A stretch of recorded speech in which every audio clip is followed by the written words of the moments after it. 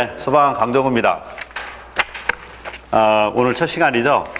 우선은 올해 이제 4월 6일 날 2019년 4월 6일에 시험이 있었는데 실제로 그 모집 인원하고 이제 프린트를 좀 했습니다. 그래서 올해 어느 정도나 응시를 했는지 그리고 실질적으로 필요한 부분을 좀 설명을 해 드릴게요. 자, 뒤로 좀 넘겨주고요. 자, 이렇게.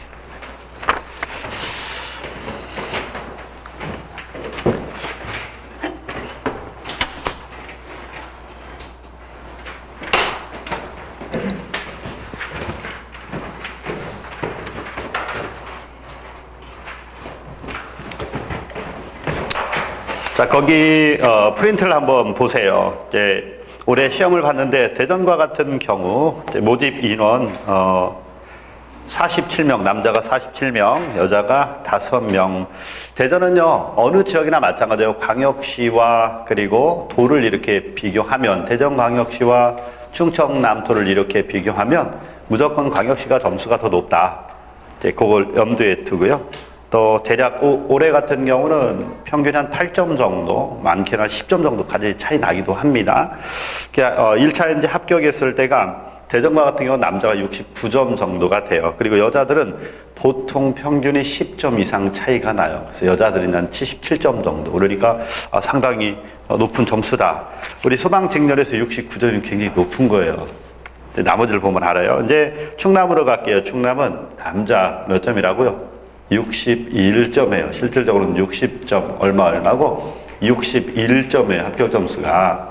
거기 인원을 보세요. 남자가 200명, 여자가 7명. 여자 인원이 워낙 적기 때문에 보통 이제 올해 같은 경우 평균 점수가 76에서 77 정도. 여학생들 합격 점수는 76에서 77점 정도. 남학생은요 61이 가장 많아요. 서울과 같은 경우가 좀 이따 나오겠지만 71 정도로 보고. 자, 한번 계속 가볼게요. 세종과 같은 경우는 이번에 세종은 이제 그 예상했던 좀 높게 나왔죠. 67입니다. 합격 점수가 67. 남자 중심으로 먼저 설명을 할게요. 충북과 같은 경우도 의외로 충남과 충북의 점수가 좀 낮을 거로 예상을 했는데 충북은 그 모집 인원이 111명이에요. 이제 생각보다는 충남에 비해서 인원이 좀 반토막 낮죠. 그래서 평균이 67점 정도로 상당히 높게 나왔습니다. 대전과 거의 비슷하게 나왔어요. 그래서 상당히 높다. 이거는 뭐 지역마다 좀 격차가 벌어질 수 있습니다. 그리고 서울과 같은 경우 가장 높은데 71점 정도가 되고 여학생들은 놀라지 마세요. 85점.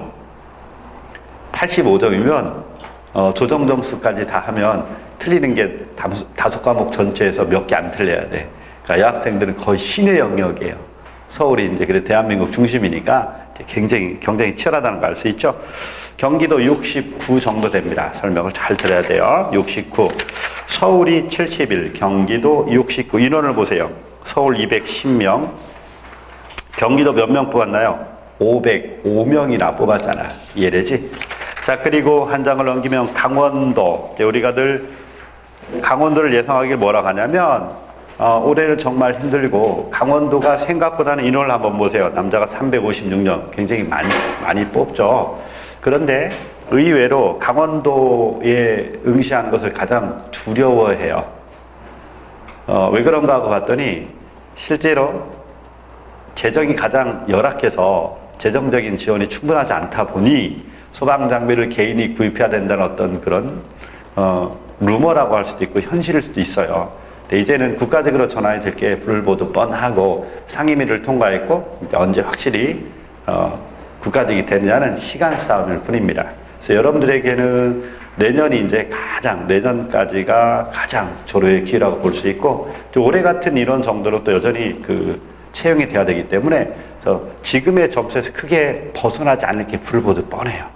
그래서 잘 듣고 내가 어느 지역을 쓸지 그리고 미리 얘기한 건데 올해는 정말 난 반드시 합격해야 되고 어느 지역이든 괜찮아요. 그럼 1순위 어디로 잡냐면 강원도로 잡아요. 그리고 전남을 잡습니다.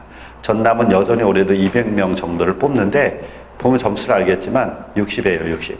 그래서 전남과 강원이 가장 좋다. 충남과 같은 경우는 올해와 동일한 인원을 뽑을 거라고 생각을 하고 충북과 비교해 봤을 때 충남으로 넘어올 확률이 높아요. 왜? 이번에 충북이 점수가 높잖아요. 충남이 61인데 충북이 67이야. 그럼 어디로 넘어올까? 이제 거주지를 이전해 놓고 충남으로 넘어올 확률이 높아요. 그래서 이웃한 지역과는 이렇게 인원, 채용되는 인원과 그 전해의 점수에 따라 크게 출렁해요. 세종시도 마찬가지예요. 그래서 꼭 염두에 두고, 그래서 올해 점수가 굉장히 높았다 그러면 내년에 우리가 시험 볼 때 굉장히 높냐? 그게 아니에요. 이동을 해요, 사람들이. 그래서 꼭 명심해 둬야 돼. 그런데 이미 이동할 거라고 예상을 하고 늘 시험을 보면 강원도만큼만 예외예요. 점수가 그렇게 높지 않아요. 그래서 언제나 반드시란 수식어가 붙으면 어디를 쓰는 게 가장 좋다? 그렇지, 강원도. 그리고 어디? 하나 더? 전남. 그렇지. 충남과 충북은 내년에 둘이 엎치락뒤치락 할 거예요. 충북이 올해 점수가 높았기 때문에 충북에서 충남 쪽으로 일부 인원이 많이 올 겁니다. 그래서 정도 올해 그럼 점수가 67점이 낮았던 낮은 점수죠. 81점까지 가요. 왜 그러냐면 행정 중심지잖아. 그 전해 작년이잖아요. 점수가 워낙 높아서 세종시를 안 가려고 한 거죠. 그래서 움직인다 그랬잖아. 대전은 충남과는 무조건 밀접하게 관계되기 때문에 무조건 움직여요. 그래서 올해 잘 보세요. 올해 몇 점이나요? 67점. 다른 지역과 크지 않죠. 그러면 다른 지역 학생들이 거주지 제한이 있으니까 세종은 거주지 제한이 없었어요. 분명히 갈 겁니다. 이동해서.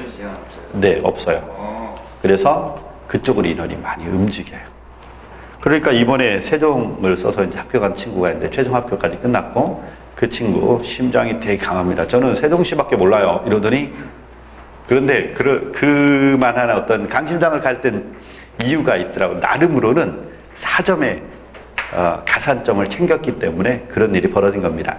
실제로 그런 정도의 가산점을 챙겼다 그러면 다른 지역의 점수에다가 합격 점수에 플러스 4점 정도라고 예상하면 이제 한번 해볼 만했다고 생각을 한 거죠. 근데 강심장인 거예요, 실제로. 엄청나게 점수가 높았었기 때문에 그렇게 한 거는 강심장이었다는 걸 우리가 알아야 돼요. 그러니까 가끔 객기 부리듯이 했는데 합격하는 경우도 종종 있어요. 왜? 이게 점수가 지역이 이렇게 몰린다 그랬잖아요. 그래서 그런 현상이 종종 일어납니다. 그 다음 경북, 이제 경상도권이 올해는 이제 상당히 점수가 높았다. 보통 67에서 69까지 71점까지 이렇게 합격선이 분포가 되어 있으니까 작년에도 이제 얘기를 할 때 경상도 쪽이 가장 점수가 높을 것이다. 물론 이제 서울과 경기도는 높을 게 불을 보듯 뻔하고요. 가장 인구 밀도가 높은 데서 그 인원이 많이 지원을 하기 때문에 경기도하고 서울은 높을 거라 이미 예견을 했고요. 경상도 쪽도 인구 밀도가 높아요. 그리고 공부를 굉장히 열심히 한다. 다른 지역에 비해서. 그래서 경상도 쪽은 이제 되도록이면 탈경상도를 해라. 그리고 반드시가 붙으면 어디라고요? 강원도. 또 하나? 그렇지. 전라북도 아니에요. 전라남도. 전라북도 이번에 점수 높았어요. 자, 계속 가볼게요. 경남이 67이죠. 경북이 68. 그리고 대구가 거의 70에 가까워요. 69, 70에. 이해됐죠? 그러니까 경상도 쪽이 올해가 상당히 점수가 높은데 67에서 70이니까 70점 정도로 보고 준비하면 좋아요. 70점 정도라고 예상하고 내가 그 정도 이상이 될 것 같다면 이제 경상도를 써도 괜찮습니다. 그 다음 광주 같은 경우도 광역시잖아요. 광역시는 그냥 69에서 70 이렇게 보편적인 점수라고 봐주면 됩니다. 부산과 같은 경우도 이제 남자가 71점. 근데 여자가 의외로 이걸 이제 여자 몇 명 보세요. 여자 10명 뽑았죠. 이걸 운이라고 표현하는데 다른 지역은 다 80점이 넘는데 여기는 몇 점이냐? 73점. 그러니까 여학생들은 대박 난 거죠. 보통 우리가 생각하는 것보다 여학생들 점수가 훨씬 더 좋아요. 보통 평균 10점 정도는 더 높아야 합격을 한다라고 보거든요. 2문제 이상을 더 맞춰야 돼요, 과목당. 그러니까 굉장히 남학생들보다는 실력이 있다라는 걸 인정하고 같이 공부를 해야 됩니다. 울산과 인천은 크게 지금 그 점수가 공개되지 않았고요. 전남 60점 얼마 딱 60점이라고 봐야 되는데 자 총점으로는 300.16이야. 딱 60점 커트라인만 넘어가면 이게 꽈락 점수거든요. 꽈락만 면하면 다 합격인데 이번에 이제 전남에 합격한 친구 점수가 61이야. 아, 위험하다. 걱정이다. 시험도 실수를 너무 많이 했어. 평상 실력이 안 나왔어요. 체력 그렇게 썩 좋은 편 아니야. 그래도 열심히 해봐라. 낙으로 깡을 했어요. 체력이 35점이 나온 거야. 평상시는 몇 점이 나왔냐면 40점 넘게 나왔거든요. 굉장히 빡시게 봤대요. 근데 35점 맞았는데 합격했잖아. 그리고 생각보다 체력에서 떨어진 사람이 많아서 제가 합격할 수도 있겠어요. 기다렸더니 정말 체력에서 너무 많이 떨어져서 인원 미달이야. 서울도 이번에 특히 이제 인원 미달을 난 데가 어디냐면 체력이 끝나고 났더니 서울과 전남이 인원 미달이야. 행복한 거죠. 필기 합격하고 그리고 체력 열심히 준비하고 시험을 봤더니 체력에서 꽈락 난 게 한두 명이 아니야. 그래서 여러분들한테도 이제 늘 얘기를 해요. 매일매일 운동하도록 해야 한다. 이게 어떤 점수 이상으로 올라가기가 굉장히 어려워요. 일단 노력에 의하면 어떤 점수까지 누구나 다 나와요. 그러니까 여러분 내년에는 합격은 무조건 다 한다고 보는데 이게 돌발 변수가 좀 많다. 지금 보면 1차적으로 체력에서 많이 걸렸거든요.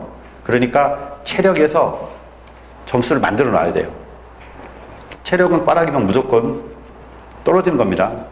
그 꽈락을 면하거나 면접은 꽈락이 없어요. 비율이 75, 15, 10% 이렇게 딱 비율대로 들어가는 거잖아. 그래서 체력이 일단 필기 합격하고 나온 체력을 해야 되는데 그 준비하다 다치는 사람도 굉장히 많아. 근육을 다쳐서 꽈락을 안 하고 싶은데 어쩔 수 없이 하는 경우가 있어요. 그래서 평상시에 1시간 이상을 운동을 꼭 하라고 합니다. 조금씩 설명을 해 드릴게요. 그 다음 이제 전북으로 가게 되면 전북이 올해 상당히 높았습니다. 67이에요. 이해되죠? 67입니다. 상당히 높았어요. 그리고 제주도는 여기 제주도 갈 사람 제주도 61이에요. 나는 개인적으로 좋다고 생각을 하는데 제주도. 자, 아무튼 인원을 보니까 남자가 110명, 많은 인원을 뽑았습니다.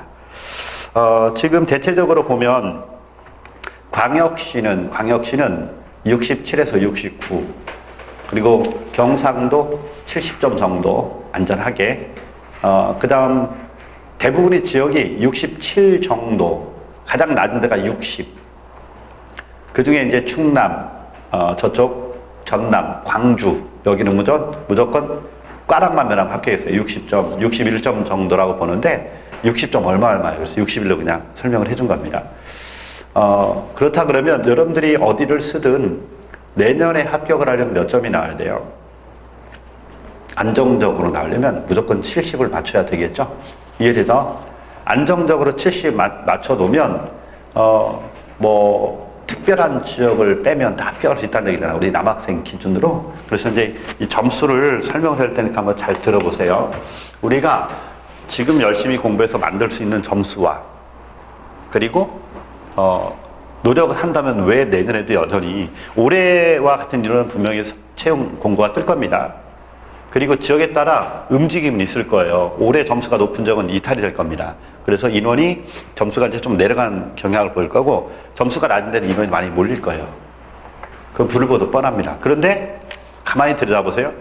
저쪽 강원도 잘 안 가려고 그러죠? 거기 크게 변동사항 없어요. 그리고 전남 거주 제한이잖아요.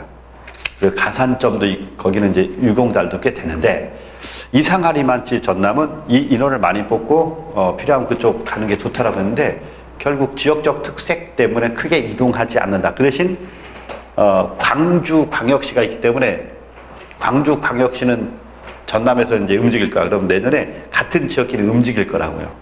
충남, 대전 마찬가지가 될 거고 경남, 울산광역시, 아니면 창원, 그리고 대구와 경북 이런 식으로 경기도와 서울은 무조건 늘 점수가 높고 예상을 해야 되고.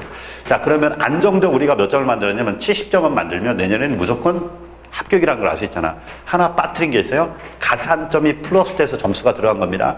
여러분 이제 우리가 몇 점 정도를 맞아야 될지 우리 남학생 기준으로 공채를 한번 들어가 볼게요. 공채 남학생 기준입니다. 여학생 무조건 여기에다가 평균 몇 점 이상을 넣어줘야 되냐? 10점 이상이에요. 그런데 한번 잘 생각해 봅시다. 지금 부산과 같은 경우 여학생이 한 74점 정도, 3점, 4점인데 다른 쪽은 81점이야. 그럼 여학생은 몇 점을 맞춰야 돼? 최소 80은 맞춰야 돼요.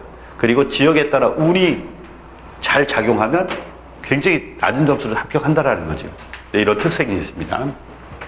그러면 국어, 영어, 한국사 뭐 볼까요? 국어, 영어, 한국사 우리가 실질적으로 1년 동안 굉장히 바닥인 상태. 이제 지금부터 하면 12월 말까지가 3회독이 가능하죠. 그리고 1월 달부터는 문제풀이 과정이 본격적으로 들어가요. 대부분 학원들이. 빠르면 이제 11월 달부터 기출문제 그 유형 분석이 들어가기 시작할 거예요. 그러면 여러분 같은 경우는 7월, 8월, 9월, 10월 4개월 동안을 이제 기본 개념을 거치겠죠. 그래봤자 2회독밖에 안 돼요. 11월, 12월 기출문제 분석을 먼저 들어갈 겁니다. 1월, 2월 단원별 예상 문제를 들어갈 거예요. 3월은 동형 모의고사 20문제씩에서 똑같이 시험 보는 것처럼 이제 무수히 많이 연습을 좀 할 겁니다.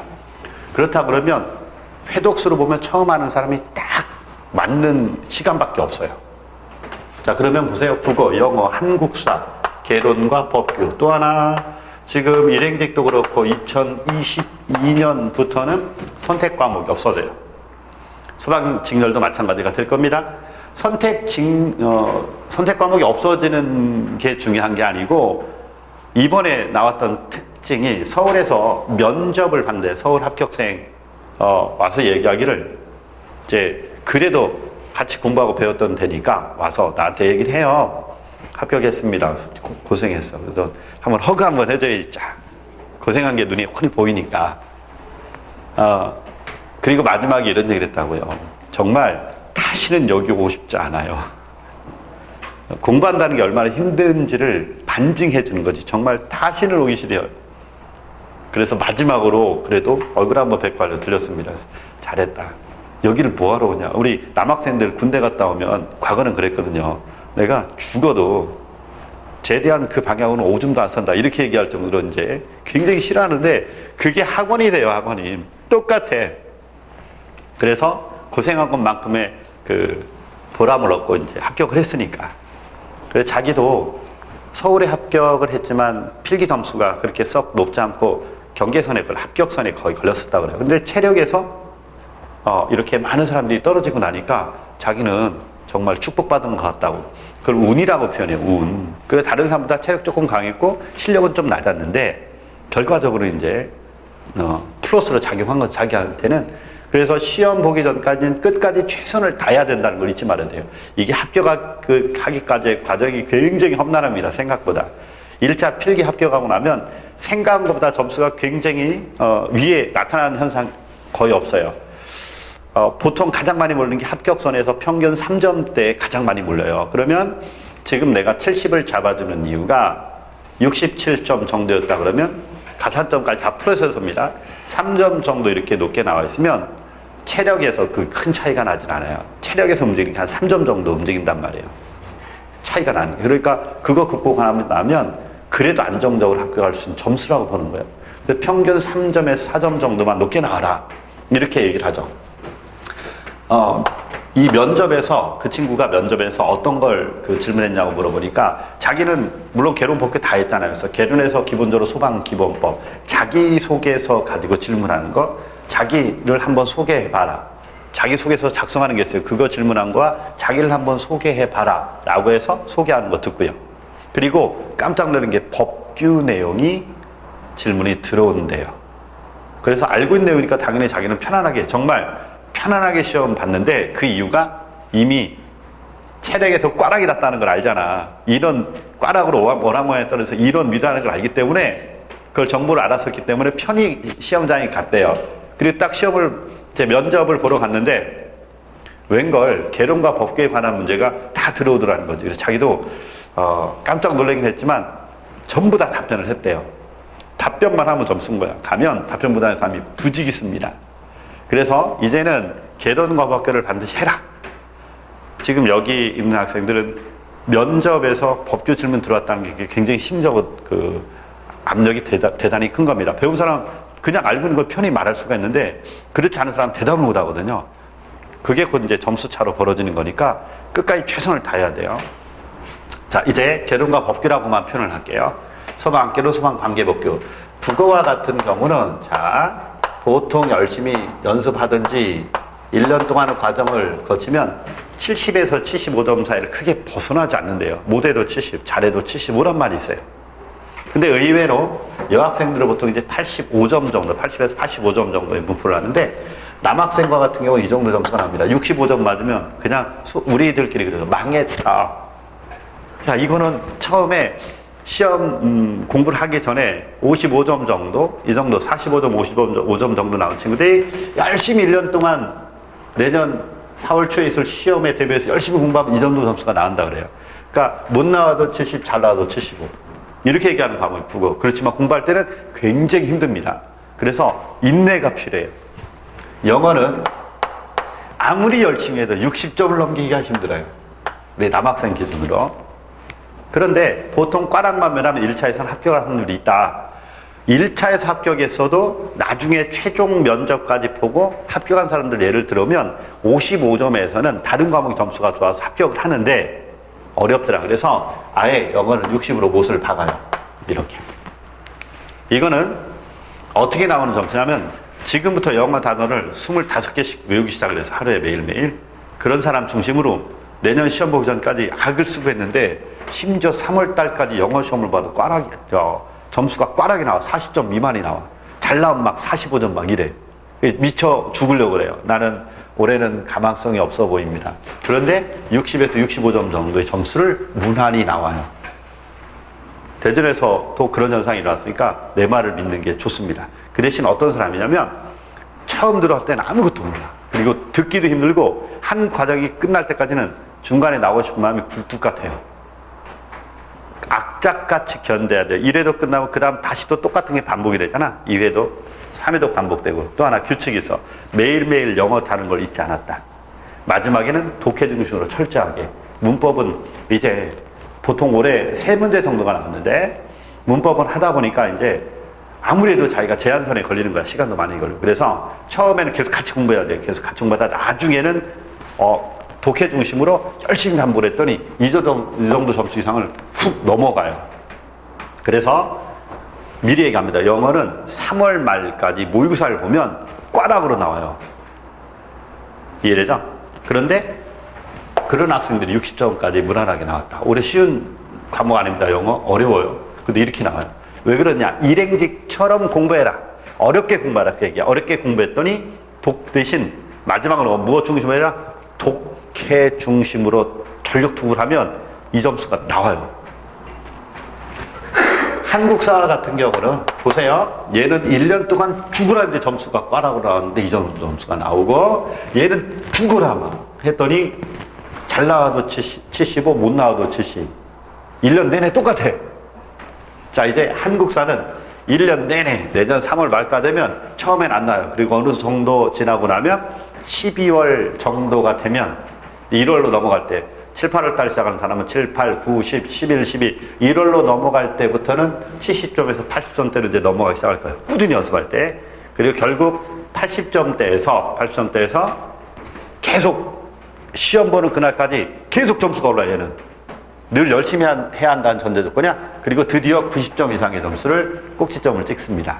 그래서 얘는 90점 정도로 가요. 이렇게. 그런데 재수가 없으면 틀리죠. 이번에 시험 봤을 때 85점 맞은 사람들 뭐라 그랬나요? 망했다. 자기는 잘 본 것 같은데 다른 사람들 보니까 망한 거야. 왜? 95, 100이 너무 많아. 그리고 90점 맞은 사람도 이제 긴장에 떨고 있었고. 그러니까 85점 정도면 엄청나게 망한 거나 마찬가지예요.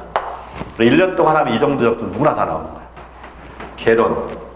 나랑 같이 할 겁니다. 키워드 잡아주고 반드시 외워야 될 거 열심히 정리해 줄 거야. 얘는 90점으로 잡아요. 이게 조정 점수로 들어갈 거라 한번 판단을 해줘야 됩니다. 법규는 80점 정도 이렇게 잡아요. 90점 정도 65로 나옵니다. 80점 정도 60점 정도로 나와요. 한 60, 62, 63. 그런데 선택 과목은 다 마찬가지입니다. 그래서 얘는 아마 한 이 정도 하면 63 정도? 63, 62, 63. 여기 65로 똑같이 잡아줄게요. 이렇게. 그래서 개론과 법규만 그런 게 아니고 다른 사회 같은 경우는 예를 들면 만점을 맞았는데 조정 점수로 만점이 70점 정도밖에 안 나요. 68점, 1점 정도밖에 안 납니다. 그러니까 큰 의미를 두지 말고 똑같다 이렇게 생각하면 돼요. 그래서 아예 점수를 이렇게 만들어 놓으세요. 자, 그러면 여기를 가만히 들자면 국어를 70을 놔야 되느냐 75를 놔야 되느냐 우리가 70을 맞춰야 돼요. 그래서 얘를 75로 돼야 돼요. 이렇게. 자 그러면 몇 점인가 보세요. 여기 70점에 플러스 5점, 여기 70점에 마이너스 10점, 얘는 70점에 플러스 15점, 20점에 10점 빼면 얼마? 10점이지. 그러면 딱 몇 점이 나오나요? 여기는 70에 마이너스 5점, 70점이 되려면 5점이 부족하네. 마이너스 5점. 자 플러스 5점에 마이너스 10점, 플러스 20이고 마이너스 20점 맞죠? 이해되죠? 자 갑니다. 내년에 합격하려고 그래요. 몇 점 정도 나야 돼? 국어 75, 무조건 평균 70인데 과목별 점수를 알고 있어야 돼. 그래 내가 어떤 과목에서 부족한지 남는지를 알 수 있다고요. 국어 몇 점이요? 75점, 영어 60, 한국사 85, 개론 90, 법규 80. 가장 점수를 먼저 내줄게. 얘가 가장 점수가 먼저 나오고 공부하는 동안에 심리적인 부담을 가장 먼저 줄여준 게 1순위가 얘예요. 1번. 심리적인 부담을 줄여주는 게 법규가 심리적 부담. 2번이 얘가 줄여들 겁니다. 보통 얘는 3회독 하면 점수가 나오기 시작해요. 얘는 2회독 이상부터 점수가 나오기 시작합니다. 그리고 얘는 6개월 이상, 8개월째부터 본격적으로 점수가 나오니까 보세요. 얘가 6개월인데 얘는 6개월 이전 늘 배운 거 복습하고 반복하고 연습만 하면 돼요. 그리고 얘는 6개월 이후 이렇게, 얘는 8개월 때부터 점수 이렇게 나올 겁니다. 이게 세 번째예요. 점수를 내어주는 순서입니다. 이게 8개월 정도 걸려요. 8개월. 왜냐? 한국사를 처음 공부한다는 전제 조건 하에 설명해 주는 겁니다. 얘는 1년 내내 했어요. 1년 내내. 그냥 꾸준히 이 점수. 꾸준히 해야. 얘도 꾸준히 해야. 그러니까 가장 점수가 안 나오는 거 영어. 꾸준히 해야. 1년 내내 꽈락 맞다가 시험 당일날 점수가 나오는 점수예요, 이게. 국어. 처음에는 바닥인데 하다 보니까 이 정도 점수까지 올라와요. 우리나라 말이니까. 그런데 공부할 때 보면 알아듣는 게 너무 공부하는 게 너무 힘들어. 과목마다의 특징이 있고 단점과 장점을 가지고 있습니다. 우리 소방직렬은 자 이제 꾸준히 언제나 얘기했죠. 꾸준히 연습하고 노력한다는 전제 조건에 합격할 수 있는 점수라고요. 내년에 합격을 못한다. 이제 어려워져요. 국가직으로 전환되잖아요. 많은 직렬에서도 국가직으로 이동을 할 겁니다. 그리고 소방공무원이 3교대 굉장히 메리트가 커요. 학생들 다 알아요. 시험을 준비를 하다 보면 일행직이라든지 경찰 또는 우리 소방직 직렬 이렇게 나눠보면 어느 쪽이 가장 쉽다고 얘기해. 소방 직렬이에요. 이제 내년 지나고 나면 그 기회도 조금씩 사라집니다. 인원, 채용 인원이 조금씩 줄을 거고 그 대신 더 많은 학생들이 준비학교거든. 특히 일행직이나 이런 데는 장수했던 학생들이 이제 지친 거야. 거기는 능력이 있어야지만 합격이 되니까. 근데 여기 소방직렬은 열정과 자기 노력, 인내만 있으면 그리고 사명감만 있으면 합격을 하거든. 거기에 체력이 바탕이 되기만 하면. 그러니까 가장 1순위가 바로 뭐다? 소방직렬로 이제 바뀔 거예요. 그리고 공무원에 대한 인지도가 청렴도 이런 거 가장 높은 게 어디예요? 모든 나라 공통입니다. 소방직렬이에요. 그래서 다른 나라는 소방 공무원 된다는 게 굉장히 힘들고 또 되면 그 자부심이 남다릅니다. 아직 우리나라는 그쪽으로 가는 마지막 직전까지 와 있는 거예요. 그 다음으로 넘어가면 공무원 중에서는 가장 최고의 직렬 중에 하나로 이제 넘어가는 그 단계라니까요. 여러분들이 생각한 것보다 여러분들 후배들은 어렸을 때부터 소방 공무원이 되려고 하는 꿈을 꾸고 그리고 성장한 친구들이 굉장히 많아요. 젊을수록 그 소방 공무원이 되겠다라고 꿈을 가진 사람들이 더 많습니다. 생각보다. 그러니까 우리나라가 완전히 선진국으로 넘어가는 마지막 문턱까지 와 있다는 거죠. 이런 것만 봐도 금방 알 수 있어요. 당연히 그게 봉사직이잖아요. 소방 공무원은 봉사직이잖아요. 그래서 당연히 봉사의 정신을 가진 사람이 가장 대우를 받아야 되는 세상은 맞는 겁니다. 그러니까 앞으로 세상은 청렴도 가장 우선되는 세상이잖아요. 공무원들도. 그러니까 거기에 딱 맞아요. 그러니까 우리나라도 완전히 선진국으로 진화한다고 봐줘야 됩니다. 사상과 의식 자체가 이렇게 넘어가고 있어요. 여러분들이 소방 공무원이 된다는 걸 의미하죠. 자, 한 번 더 정리할게요. 가장 점수 잘 나오는 게 계론, 그 다음에 법규야, 그 다음 한국사 나올 거고, 국어, 아무리 열심히 해도 75점, 아무리 못 나와도 70점일 거예요. 영어, 1년 내내 공부했는데 60점일 겁니다. 머릿속에 확 박아놨죠? 점수, 그리고 그 점수가 나오는 시기까지 전부 다 설명을 해줬어요. 자, 이제 요렇게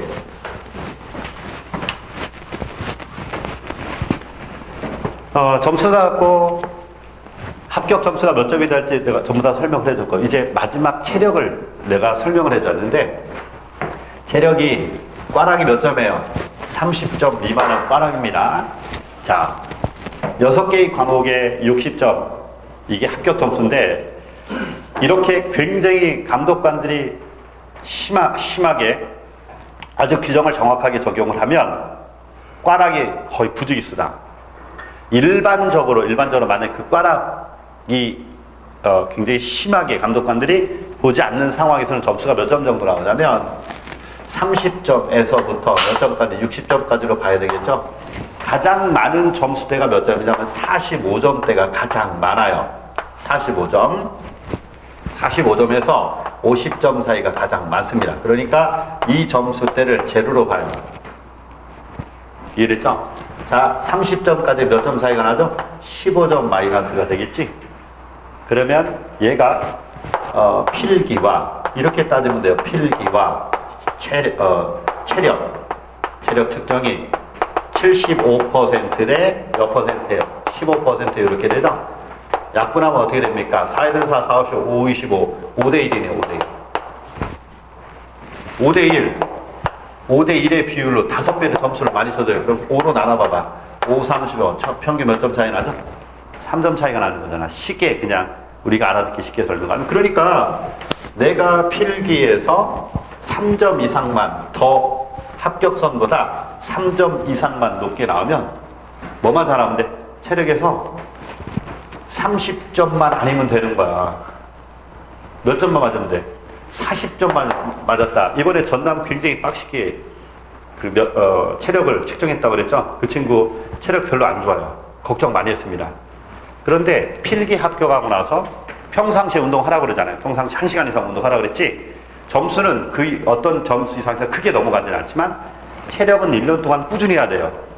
그리고 딱 필기 합격하자마자 어떻게 했냐? 혼자 하는 건 너무 힘들다. 스파르타식으로 해라. 학원 등록해서 그냥 스파르타식으로.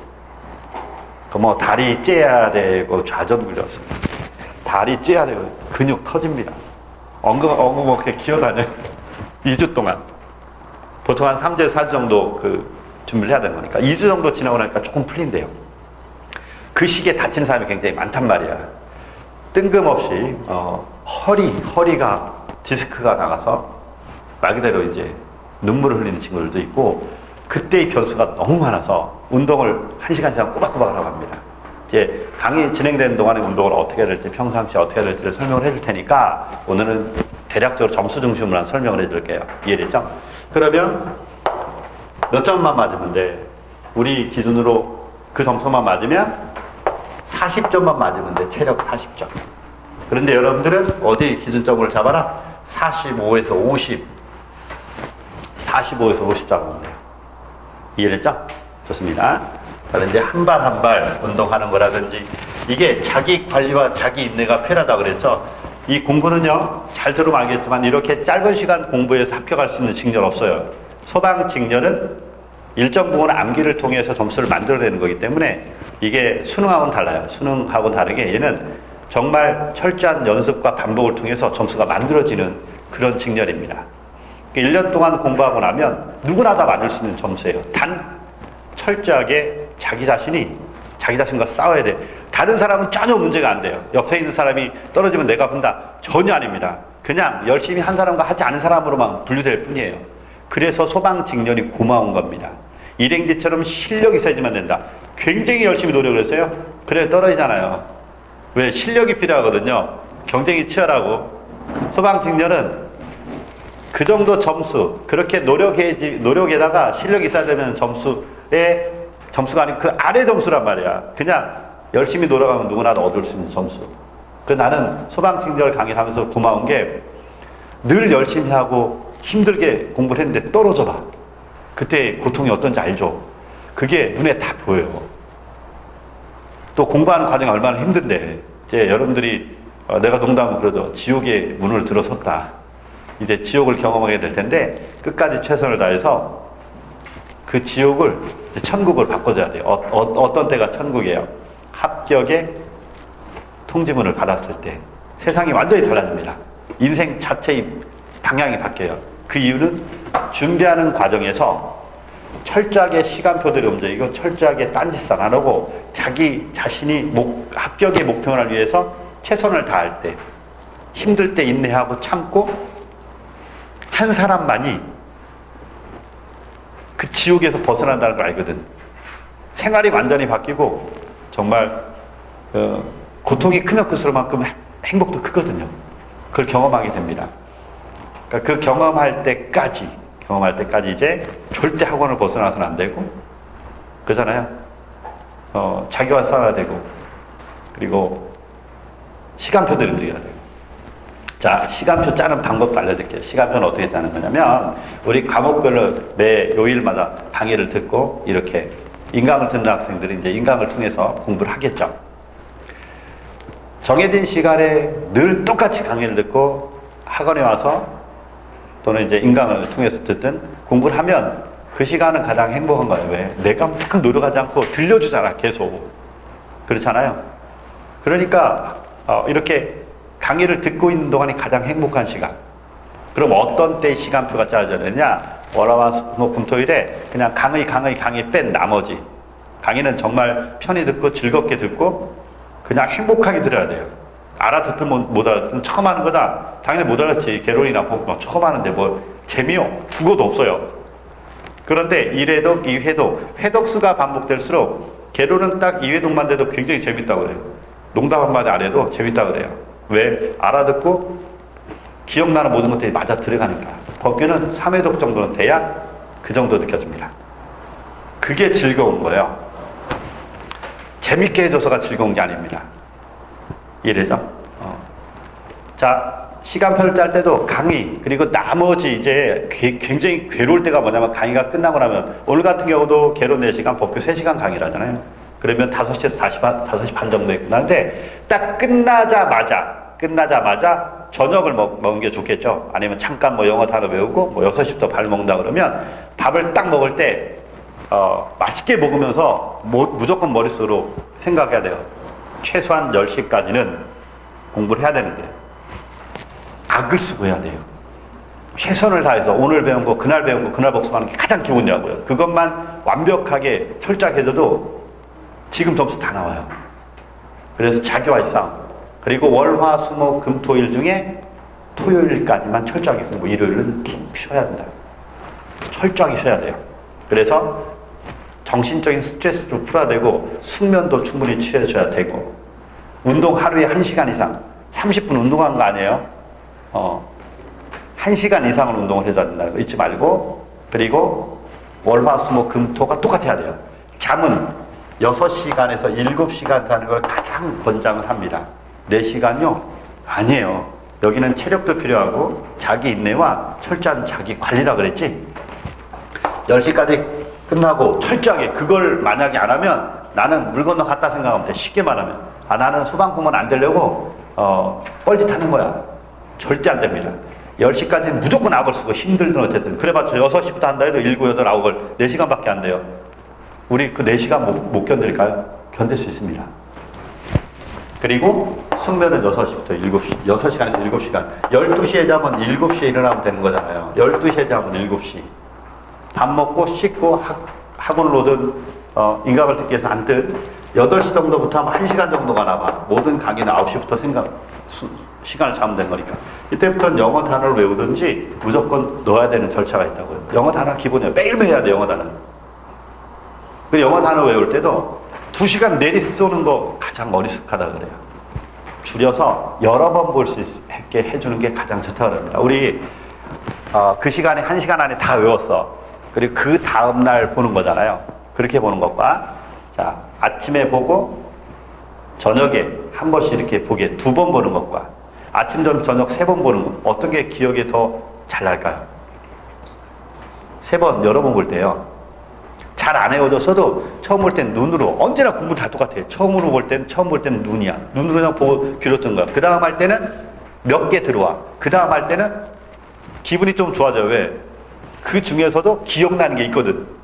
마지막에 이제 설거지 작업하는 거지. 3번째. 네, 그런 식으로 나눠서 영어 단어를 외우라. 이게 이제 가장 좋다라 그래요. 나도 마찬가지로 공부를 할 때 똑같은 방식으로 해요. 왜? 가장 효율적이니까 그게. 네, 여러분들도 이제 똑같은 과정을 해줘야 됩니다. 자, 그러면 한 번만 더요. 숙면은 몇 시간? 이제 여름에요. 공부 절대 3시간, 4시간 자고 공부한다. 그런 게 아니라니까. 지금은 6시간에서 7시간, 최소 6시간, 최대 7시간, 그 이상 벗어나지 마요. 아무리 누워서 자려고 해도 이제 여름이라 잠이 잘 안 올 겁니다. 그러니까 그건 불을 보도 뻔한 거라 누가 더 조금이라도 더 편히 자느냐 이것도 전쟁이야. 나 딱 누우면 나는 지금부터 제대로 잘 거야. 제대로 자는 사람이 이기는 거예요. 하나부터 10까지 다 똑같아요. 그리고 아침에 제 시간에 일어나고 컨디션. 운동을 하면 처음에는 힘든데 한 2달 정도 지나고 나면 운동 한 사람 안 가나서 크게 이제 차이 나기 시작을 해요. 실제로 1월달 되면요 급격한 차이가 납니다. 그래서 운동은 1시간 이상, 숙면은 몇 시간? 6시간에서 7시간 자기가 맞게. 그 대신 1월달 딱 넘어가면서부터는 이제 공부가 많이 부족하다, 시간이 부족하다 그러면 운동을 안 하고서라도 몰아붙이라 그래요. 왜? 지금까지 했던 공부가 일정 부분 체력과 정신력을 키워놨기 때문에 1월달부터는 부족한 시간 이제 쏟아 부어야 돼요. 그때부터 처음에 하는 공부는 크게 점수를 만들지 못하는데 이제 조금씩 기초가 쌓이고 어느 정도 자리가 잡힐 때가 되면 모든 것들을 집중적으로 이렇게 점수를 뽑아내는 때가 있어요. 예를 들면 봄에 씨앗을 뿌렸습니다. 봄 씨앗 뿌리더니 나 빨리 벼를 베서 먹어야 돼. 눈 씻고 찾아도 없죠. 벼가 안 자랐으니까. 똑같아요. 기본은 이게 누적이 돼야 시간이 걸려야지만 이게 자랍니다. 언제 곡식을 수확할죠? 가을이지? 그 시기예요. 그 시기가 1월 달이에요. 1, 2, 3월 달 집중적으로 하면 기초를 다졌던 사람들은 점수가 쫙 올라가요. 그때 시간을 다 쏟아붓기 위해서 나머지 시간 투자를 하는 겁니다. 절대 잊지 말아야 돼요. 자, 이제 저 시간이니까 강의가 어떻게 진행될지 이제 선을 좀 보여줘야 돼요. 우선은 책에 이제 개정된 내용이 좀 있어서 조금 개정된 내용을 보완을 했습니다. 이 페이지를 한번 보세요. 소방 조직. 이제 처음에 소방 조직부터 나옵니다. 강의가 어떻게 진행될지 여러분들 좀 선을 보여야 되겠죠? 이번에 서울 면접에서 소방기본법의 목적이 무엇입니까? 이렇게 질문이 들어왔죠. 자, 그게 바로 개론의 소방입니다. 소방의 목적과 같은 개념이요. 소방의 목적이 무엇입니까? 키워드를 살리는 게 중요하다고 그랬죠. 첫 번째, 화재를 예방, 경계, 진압하고. 화재를 예방, 경계, 진압하고. 단어를 한번 잘 보세요. 화재, 재난체, 그 밖의 위급한 상황에서의 구조, 구급 활동을 통하여 이렇게 제안을 뒀습니다. 이렇게 화재를 예방, 경계, 진압하고 화재, 재난재, 그 밖의 위급한 상황에서의 구조, 구급 활동을 통하여 제 궁극적인 목적이 나와야 돼요. 국민의 생명, 신체, 재산을 보호함으로써 국민의 생명, 신체, 무엇을? 재산을 보호함으로써 궁극적인 목적, 공공의 안녕, 질서 유지, 복리 증진에 이바지다. 공공의 안녕, 질서 유지, 복리 증진에 이바지함을 목적으로 한다. 이렇게 규정해 놨습니다. 이바지함을 목적으로 한다. 그러면 물론 소방의 개념으로 잘못된 것을 골라내서 하나, 둘, 세 개 사항 다른 거 하나를 집어넣으면 그게 첫 번째 질문에 질문하는 방법입니다. 그런데 면접이 가장 최근에 면접이 나왔으니까 면접에서 이걸 외워서 한다. 어려워요. 그런데 공부를 하다 보니 화재 예방, 경계, 진압, 구조, 구급 활동을 통하여 기억나는 것만 설명하면 돼요. 그 대신 뭐는 반드시 기억나야 된다? 궁극적인 목적 기억나실지 공공안녕, 질서유지, 복리증진에 이바지함을 목적으로 합니다. 무조건 점수가 나오는 거예요. 그 대신 이것도 마저 넣었다. 완벽한 점수가 나오는 거고 그 와중에도 대답을 못한 학생이 상당히 있기 때문에 그렇습니다. 자, 그러면 우리 이제 좀 더 분석을 해요. 개론에서는 이렇게 화재를 예방, 경계, 진압하여 소방의 목적을 이루는 것을 이걸 뭐라고 하느냐? 처음부터 했던 임무라 기본적 임무라 그래요. 기본적 임무다. 기본적 임무는 정부의 기능 중에서 질서 유지의 기능이다. 질서 기능이고 질서 기능 중에서도 무슨 기능이다? 보안 기능이다. 한번 만나볼까요? 자, 화재가 발생했습니다. 진압을 하지 않으면 어떻게 될까요? 옆집이 옆집으로 번지고 옆집에서 다시 옆집으로 번지니까 불안과 공포가 극에 달할 겁니다. 그러면 피난하고 물건 빼내고 재산을 보호하기 위해서 아수라장이 될 거예요. 그러니 화재를 진압한다는 것은 질서를 유지시켜준다.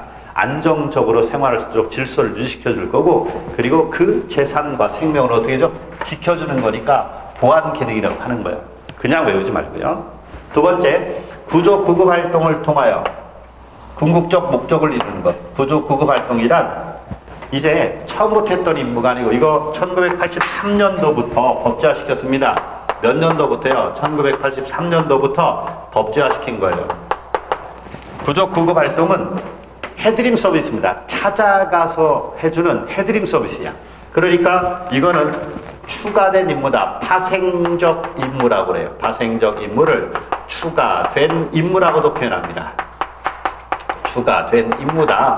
처음부터 했던 임무가 아니다. 자, 이제 예산이 충분하고 그리고 기본적 임무가 아닌 정부의 기능 중에서 파생적 임무는 이건 뭘까요? 봉사기능이죠. 봉사기능. 구조 구급 활동은 봉사기능이잖아요. 정부의 비권력적 직접 서비스 기능이라고 해요. 이렇게 봉사기능이 추가된 것이다. 이렇게.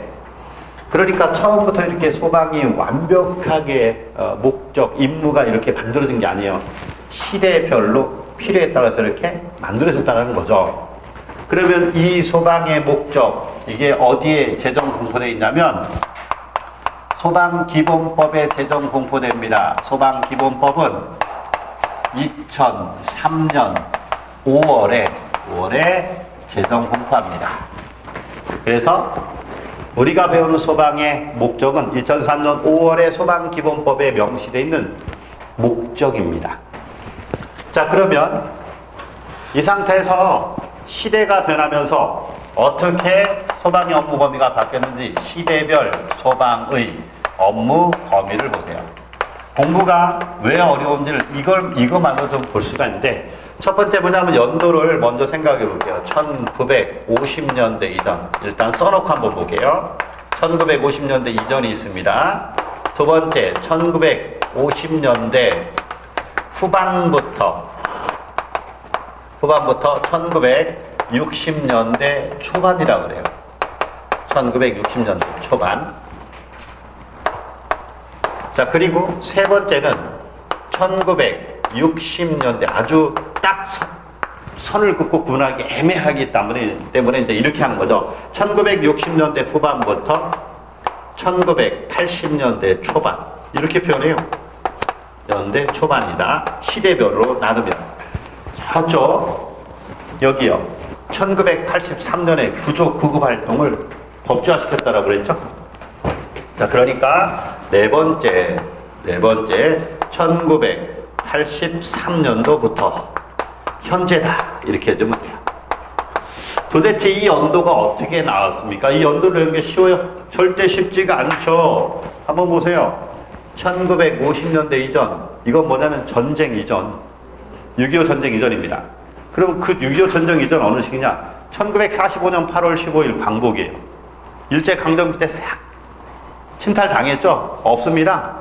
그때 어떤 시기예요? 2차 세계대전 막바지에 치렀던 시기에 어떻게 수탈 당했는지 알려줄게요. 숟가락 젓가락 다 빼앗아 하다가 나무 다 베고 숟가락 젓가락 다 빼앗아 하다가 야마토함 만들었습니다. 거대 전함이에요. 지금으로 치면 항공모함을 만들었습니다. 그 없는 재원에서도 싹 침탈에다가, 그리고 딱 출항시키자마자 미군 폭격기의 폭격으로 그대로 수장당했습니다. 포 한 번 못 쏴보고 빨리 가 찾아야 돼요. 우리 숟가락 젓가락이에요. 그거 우리 거예요. 우리 숟가락 젓가락. 이해되죠? 돈이 없습니다. 그래서 뭐냐면 이때는 1950년대 이전은 아무것도 없다. 그래서 시기를 이렇게 놉니다. 자, 그러면 전쟁이 발생했는데, 전쟁이 발발했는데 몇 년이요? 4년 전쟁이에요. 전쟁 때 뭐가 떨어지죠? 포탄 떨어지지? 재산이 없어요. 태우고 싶어도 태울 게 없습니다. 그래서 일정 부분 4년이란 전쟁이 끝났지만 뭔가 복구가 되고 뭔가 자산이 형성될 때까지, 소방 대상물이 생길 때까지는 소방의 개념이 거의 없어요. 그래서 전쟁이 발생한 이후 일정 기간 동안, 그래서 1950년대 후반부터 60년대 초반이라고 표현하는 겁니다. 자, 60년대 후반부터 80년대 초반은 뭐냐? 이제 조금씩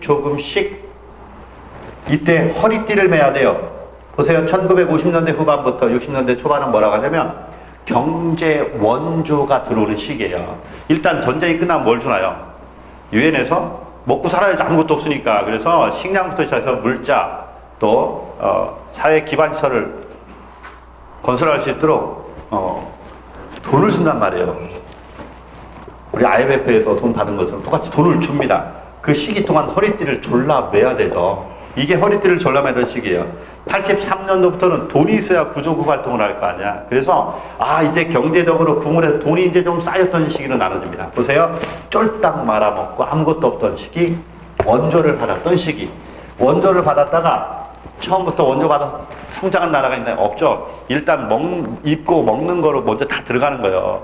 사회 기반 확충하고 일정 부분 성장할 때까지는 이제 허리띠를 졸라매요.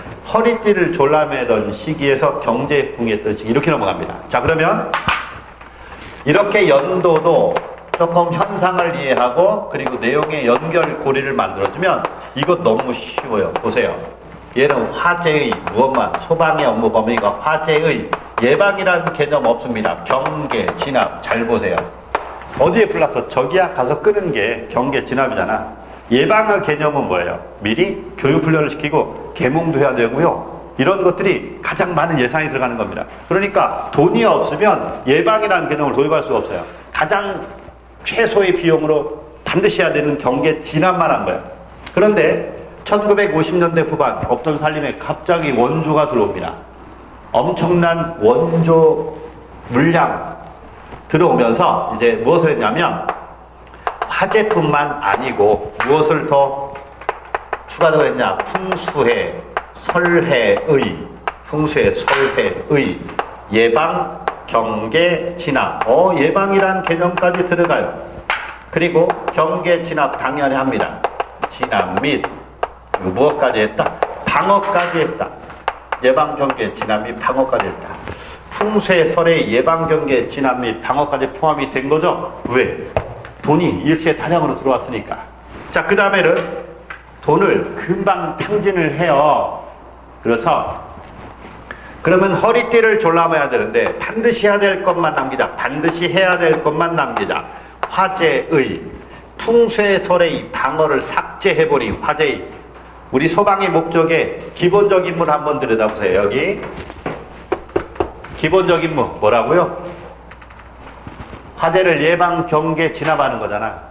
그렇죠. 정부의 기능 중에 무슨 기능? 보안 기능이고 예방, 경계, 진압이 소방의 임무였잖아. 기본적 임무.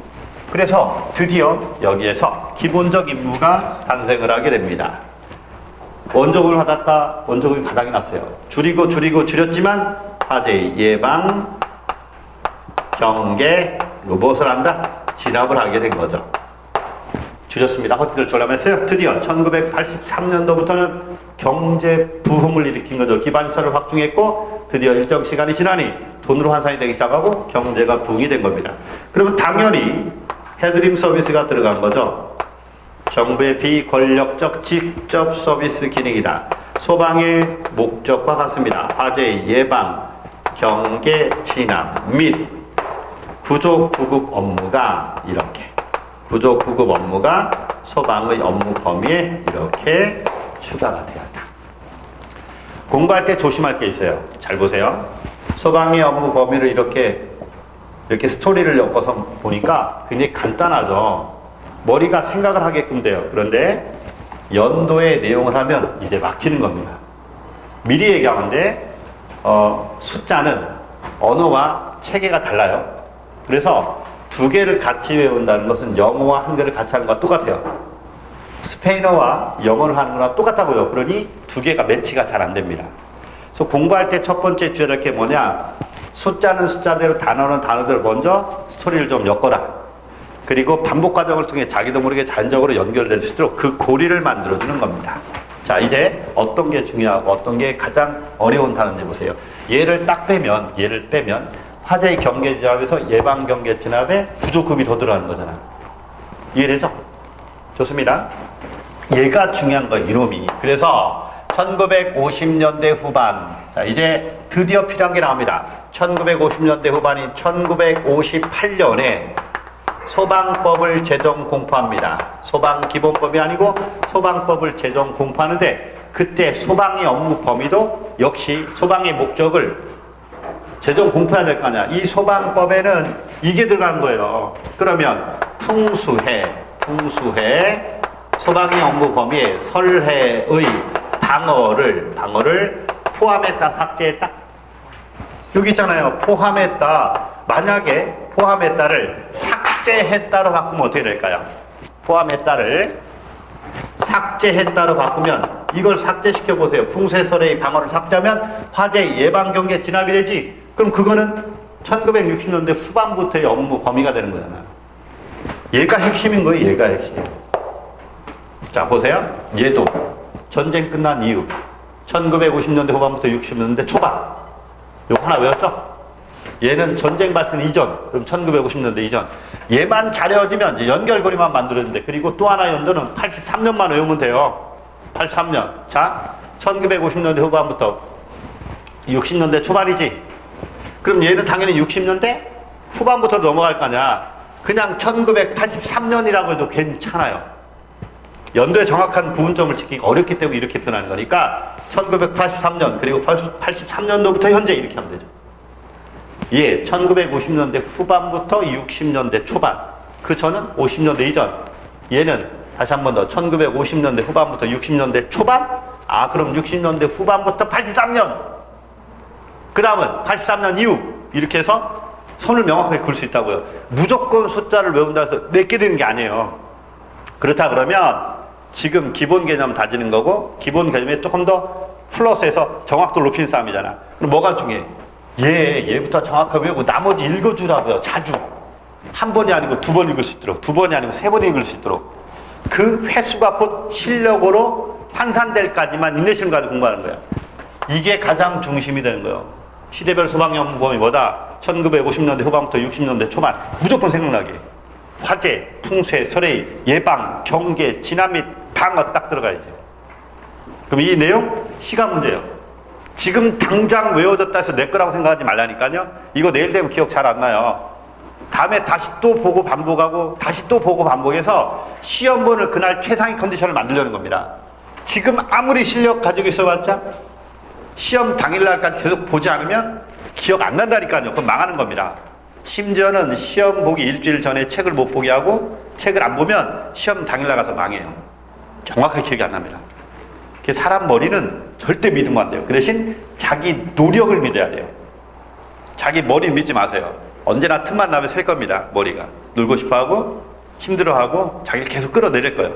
머리는 늘 그럴 겁니다. 그렇지만 그 와중에 나는 정해둔 시간, 나와의 약속, 그리고 내가 공무원이 된 이후에 어떤 내 삶의 미래를 위해서 내 자신이 노력하고 있다 그러면 그 노력만 믿어야 돼요. 그것만 꼭 부여잡으면 무조건 합격이에요. 내 말이 사실인지 아닌지는 내년에 웃는 사람과 우는 사람은 이렇게 나눠진다니까요. 내 말을 믿고 똑같이 노력한 사람은 실력은 지금 당장은 바닥인데 내년에 합격 영광을 웃으면서 합격 영광을 받습니다. 신기하게도 그래요. 그게 소방직렬이라야 돼요. 한 번 더. 뭘 외워라? 50년대 후반부터 60년대 초반, 요 하나만 정확하게 화재, 풍쇠, 설해, 예방, 경계, 진압 및 방어. 그리고 여기서 한 번 더 무엇을 하고 1950년대 후반 뭐가 있죠? 1958년에 무슨 법? 소방법은 풍쇠, 설해, 방어를 어떻게 하고 있다? 포함하고 있다. 그렇지, 이렇게 얘기죠. 이해됐죠? 자, 이제 책으로 마무리 작업하면서 쑥 넘어가 볼게요. 이제 키워드 중심으로 책을 한 번 더 다뤄줘야 돼요. 책을 한번 보세요. 이 페이지 소방에 의해 소방의 목적은 옆에다 땡땡땡 2003년 5월 소방기본법에서 정의하고 있는 소방기본법의 목적이에요. 얘가 그러니까 1. 소방의 목적 옆에 땡땡땡 2003년 5월 소방기본법에서 명시하고 있는 소방의 목적이라는 걸 꼭 써놔야 돼요. 자, 이렇게 나처럼 이렇게 2003년 5월에 소방기본법에서 정의하고 있는 소방기본법의 목적이 소방의 목적이란 말이에요. 이게 곧 면접 준비하는 거랑 똑같아. 자, 그 다음 아래로 거기서 화재 예방 경계 진압의 밑줄 칩니다. 화재 재난재 그 밖의 위급한 상황에서 구조 구급 활동 밑줄 치세요. 이제 키워드 살린 연습이에요. 활동을 통하여 국민의 생명, 신체, 재산을 보호 밑줄 칩니다. 함으로써 자 이거는 아예 동그라미 칩시다. 공공의 안녕 동그라미 치세요. 질서 유지 동그라미, 복리 증진 동그라미에 이바지 이렇게 외우면 되죠. 궁극적인 목적은 철저하게 외워야 되니까 공공의 안녕, 질서 유지, 복리 증진 이렇게 외우라고요. 자 이제 내려갑니다. 키워드 살렸으니 소방의 임무는 기본적 임무와 파생적 임무로 나눠요. 기본적 임무는 화재를 예방, 경계, 진압 밑줄 칩니다. 그리고 궁극적인 목적 공공의 안녕, 질서 유지, 복리 증진의 이바지 밑줄 치세요. 그리고